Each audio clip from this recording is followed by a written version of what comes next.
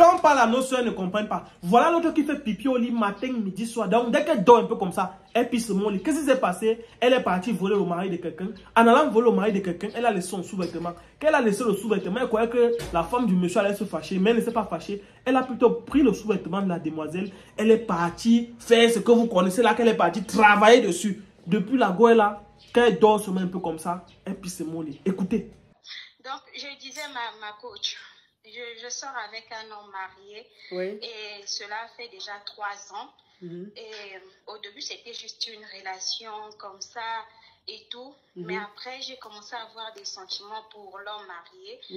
Ensuite, une fois, sa femme n'était pas là, elle avait voyagé. Donc, du coup, je suis allée chez lui. Il m'avait invitée chez lui. Je suis partie chez lui. Tellement que j'étais amoureuse du gars, du monsieur. Donc, du coup, j'ai voulu faire un truc là. J'ai laissé mon sous-vêtement chez lui. Et sachant que le lendemain, sa femme va venir. Donc, quand j'ai déposé, je suis partie. Quand sa femme est revenue, lui déjà, il ne fait pas le ménage. Sa femme a remarqué le sous-vêtement et tout. Donc, je ne savais pas. Donc, la femme là est partie chez les gens, pour ne pas utiliser des termes, est partie chez les gens et elle m'a jeté un sort. Et le sort, j'ai remarqué ça.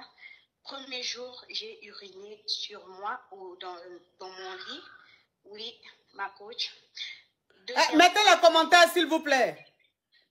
Deuxième fois, donc tous les jours, je ne fais que uriner dans la nuit. Donc, quand je dors, je me réveille, le lit est toujours mouillé. Je me disais que parfois, c'était soit des trucs sucrés et tout. Donc, j'ai arrêté de prendre des trucs sucrés et tout. Mais tous les jours, c'est la même chose. Donc, du coup, j'ai expliqué ça à ma maman. Elle m'a dit que non, c'est pas normal ça. Attends, ma chérie, attends, je vais récapituler. Attends. Alors, ok. Alors, tu es au Sénégal et tu sors avec un homme marié. Et donc, l'homme marié, sa femme avait voyagé et il t'a invité chez lui à la maison. Donc, tu es allé dans le domicile de l'homme marié parce que sa femme était absente. Et quand tu es parti, vous avez mangé, vous avez gré et tout. Et toi, maintenant, comme l'homme marié, tu l'aimes, tu as fait exprès, tu as laissé ta lingerie, tu as laissé ta lingerie chez lui, et puis tu es rentré chez toi, en sachant très bien que sa femme allait rentrer le lendemain. Oui. Ok. Donc, tu voulais en fait que sa femme tombe sur ça pour savoir que son mari la trompe avec une autre femme. C'était ça le but. C'était ça l'intention. Voilà, c'était ça l'intention, que la femme tombe sur ta lingerie et ça allait faire des problèmes, ils allaient se séparer, tu allais prendre le monsieur. C'était ça l'intention.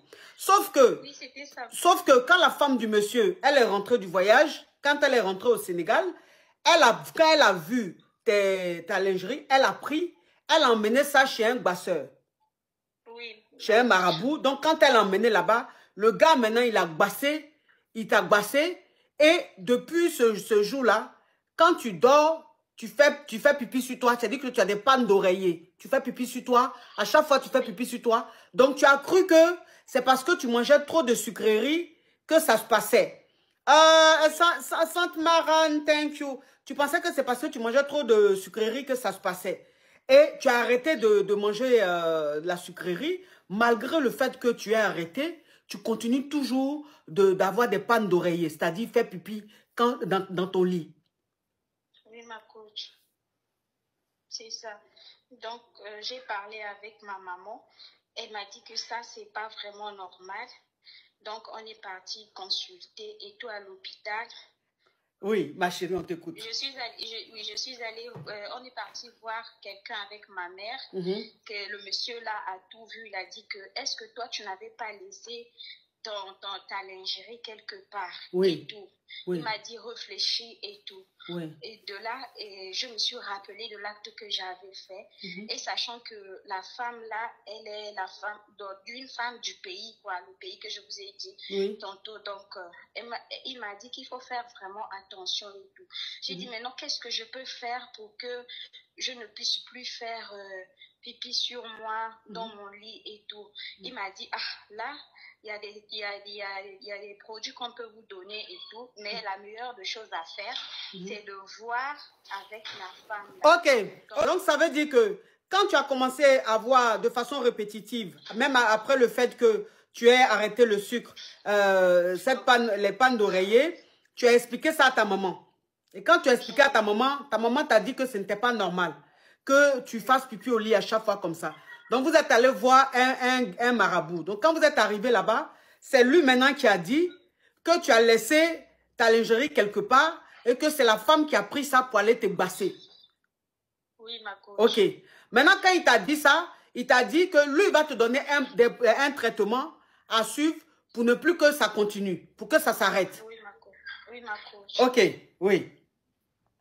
Donc, ensuite, il m'a dit, je dois demander pardon à la femme là pour qu'elle puisse, parce que les trucs qu'elle attachait avec ma lingerie là, c'était vraiment fort. Oh, Power, Kavia Power dit merci à Rajan. Thank you so much.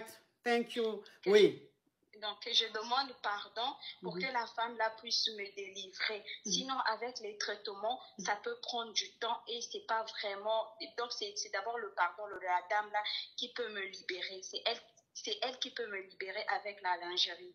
Mais là, je ne sais pas quoi faire, ma coach. Ok.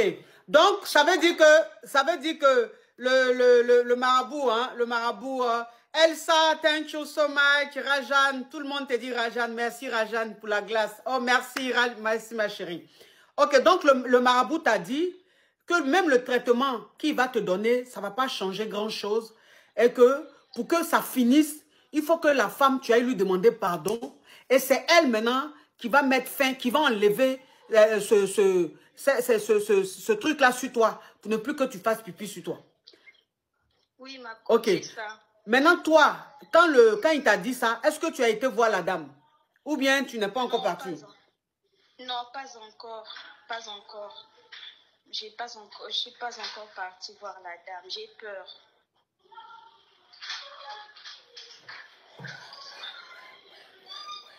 Allô? Oui. Oui, donc j'ai peur. Je ne sais pas encore comment est-ce qu'elle va... Ma chérie, tu ne sais pas comment aborder la femme du monsieur, tu ne sais pas comment aller lui demander pardon. Donc là, tu te sens bloqué, tu as peur et tout. Ok, ma chérie. Oui, donc ta question, c'est quoi? Ma question, c'est de savoir comment est-ce que vous pouvez me conseiller. Comme ça, j'aborde la dame ou bien je m'approche d'abord du monsieur. Je ne sais pas trop, ma coach. J'ai peur. Ok. Ok, ma chérie. Bon, ma chérie, tu sais, on dit pour soigner quelqu'un hein, d'un mal, il faut quand même, surtout quand le mal, la personne l'a cherché, quand la personne l'a cherché, il faut vraiment lui parler honnêtement avant quoi que ce soit. Avant d'arranger, il faut gâter avant d'arranger. Tu vois, ma chérie, ça veut dire que ce que tu as fait, ça ne se fait pas. Ce que tu as fait, ça ne se fait pas. Tu ne peux pas sortir avec un homme marié et que tu sais très bien que cet homme est marié parce que sa femme est absente. Il y a des hommes mariés, malheureusement, qui ramènent leur kisa à la maison quand leurs femmes sont absentes. Franchement, je ne sais pas pourquoi ils font ça. Je trouve que c'est tellement un manque de respect. Mais bon, ils font ce qu'ils veulent. Anyway, tant qu'à faire. Mais quand toi, l'homme marié, il te ramène à la maison et que tu restes là-bas, tu dors peut-être même là-bas, vous graissez et tout. Que toi, volontairement, c'est-à-dire volontairement, pour gâter son foyer, volontairement, tu laisses ta tête, tu laisses les affaires là-bas, les affaires intimes là-bas, pour que la femme tombe dessus, pour gâter. C'est-à-dire que l'intention même que tu as là, l'intention même que tu as. Parce que je vais te dire une chose, hein, les kizas qui vont chez les hommes mariés, les kizas qui vont dormir chez les hommes mariés, quand leurs femmes ne sont pas là, il y a plein qui le font. Mais les femmes là, souvent quand elles rentrent de leur déplacement, ou bien quand elles rentrent du voyage là, souvent là, elles trouvent mèche, elles trouvent cheveux de femme, souvent elles trouvent mèche. Elles savent qu'il y a femme qui a dormi là. Mais même si elles prennent ces cheveux là, ou elles prennent ces mèches là, ou elles prennent les petits trucs qu'elles ont utilisés, ou bien même les cotons pour se démaquiller, même si elles prennent ça, qu'elles vont même voir un marabout pour les basser, ça ne va pas prendre. Parce qu'en fait, elles ont brossé leurs cheveux, c'est tombé, c'était pas volontaire. Dynasty Content, c'était pas volontaire. Donc, même si la femme prend, qu'elle veut aller faire quelque chose, ça ne va pas atteindre la kisa. Mais quand toi-même, volontairement, et que tu as ton intention même est noire, sombre, quand tu fais ça, même si la femme, même si elle n'est pas le bon marabout, qu'elle prend simplement ta lingerie, elle parle dessus, ça va agir. Parce que là, tu es sur son territoire. Oui, tu regrettes ton acte, c'est vrai.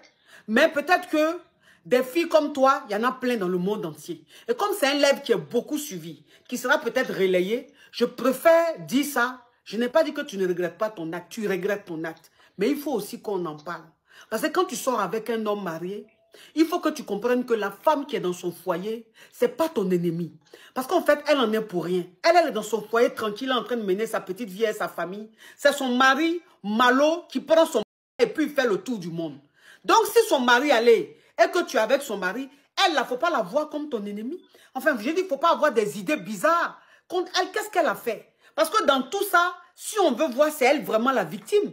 C'est elle, à elle, on fait du mal. Donc, pourquoi quelqu'un déjà, tu viens dans la maison de ta camarade femme, tu vois ses habits, tu vois ses chaussures, tu vois même sa photo sur le mur et tout, ça te dit rien, tu restes là, tu grèves. Pourquoi encore tu vas vouloir laisser tes trucs pour qu'elle vienne tomber dessus? Mais franchement, ma chérie, franchement, même si tu aimes le monsieur, ce que tu as fait là, c'est trop grave. Ce que tu as fait là, c'est trop grave. On ne fait pas ça. Vous jouez avec la vie, vous les jeunes d'aujourd'hui là, vous jouez avec... Nous, à nos temps là, quand on était jeunes comme vous là, ça nous est arrivé hein, de gueuler avec des hommes mariés. Moi, j'ai été maîtresse dans ma vie. Je ne peux pas m'asseoir devant les gens et puis faire genre, je suis sainte ni touche. Moi, je ne suis pas comme ça. J'ai été maîtresse dans ma vie. Mais à aucun moment, j'ai eu des intentions aussi lugubres. À aucun moment, j'ai voulu manquer de respect à la femme du monsieur. Mais jamais même cette femme même a soupçonné quoi que ce soit. Parce que je connaissais ma place et j'étais toujours respectueuse. À nous, à notre temps là, on était kisa, mais on avait peur. On se cachait. Parce qu'on avait honte. Donc tout ce qu'on faisait là, c'était en cachette. Même quand la femme même nous appelle là, on fait comme si le téléphone là même elle s'est trompé. Ou bien, en fait, on était... Parce qu'on savait que ce qu'on faisait n'était pas bon. Donc, on était très respectueuses. C'est ce qui a fait qu'aujourd'hui, Dieu nous a bénis. On a eu nos maris et puis on est là. Mais vous, les jeunes filles d'aujourd'hui, là, vous n'avez pas peur de quelque chose. Quand vous faites les choses, vous n'avez pas peur. Hein? Vous n'avez peur de rien. Vous vous comportez comme ça. Moi, je vous dis toujours que la nature même punit. La nature que vous voyez là, ça punit les êtres humains. Vous pensez que je ne m'amuse pas. La nature dans laquelle nous vivons là, ma petite, les arbres que tu vois, quand tu marches dans le quartier, les arbres que tu vois, les fleurs que tu vois, les plantes que tu vois, tout ce que vous voyez, même les oiseaux, tout ce que la nature, que Dieu a mis dans la nature là, en fait, ils ont un esprit. Et ce sont eux qui sont comme nos juges. Tu comprends? Oui. Ils sont comme nos juges. Donc, la nature nous regarde. La nature nous observe. Quand la nature voit qu'on a un comportement, on ne fait pas de bonnes choses, la nature nous punit. Donc, ce que tu es en train de vivre là, même si le marabout même est le marabout le plus nul du monde, ça va marcher. Parce que ce que tu as fait, on ne fait pas. Il faut t'arranger. Appelle le monsieur, l'homme marié, tu l'appelles. Tu lui expliques ce qui se passe. Lui, de toute façon, il ne sera pas choqué. Tu lui expliques ce qui se passe. Et tu lui dis que tu veux rencontrer sa femme. Parce que tant que tu ne demandes pas pardon à la femme du monsieur, ça ne va jamais finir. Tu vas le voir le plus grand marabout de la planète. Tant que la femme, là, elle ne dit pas je te pardonne, ça ne va pas finir. Et tu es très jeune. Tu as quel âge, ma petite? J'ai 26 ans. Ok. Tu as 26 ans, tu es très jeune. Tu as toute une vie devant toi. Donc, il ne faut pas continuer de vivre avec des choses aussi lugubres. Non. Prends ton courage à deux mains. Si tu veux même prendre ta maman, allez chez la femme. Mets-toi à genoux devant la femme. La femme va comprendre que tu es jeune. Donc, c'est des choses qui peuvent arriver. C'est la jeunesse. Et le fait même de te mettre en genoux, demander pardon à la femme là, elle va te pardonner. Ce sort-là va quitter sur toi. Tu vas continuer ta vie. Il ne faut pas rester dans ton coin comme ça, ma petite. Tu as compris? D'accord. Et puis, fais très attention maintenant. Fais très attention. Il ne faut pas jouer à la vie. Oui, j'ai compris, ma coach. Je ne veux plus sortir avec les hommes mariés. Je ne t'ai pas dit de ne plus sortir les hommes mariés, mais je t'ai dit simplement que quand tu sors avec un homme marié, il ne faut pas avoir des intentions aussi lugubres. C'est pas bon. D'accord, ma coach. Au revoir.